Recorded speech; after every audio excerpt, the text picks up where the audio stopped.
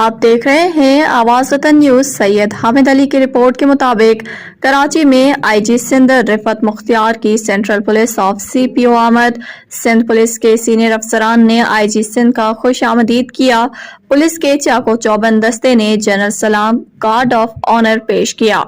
यादगार शोधा पर हाजिरी, फूलों का गुलदस्ता रखा गया, दुआए फातिहा की गई।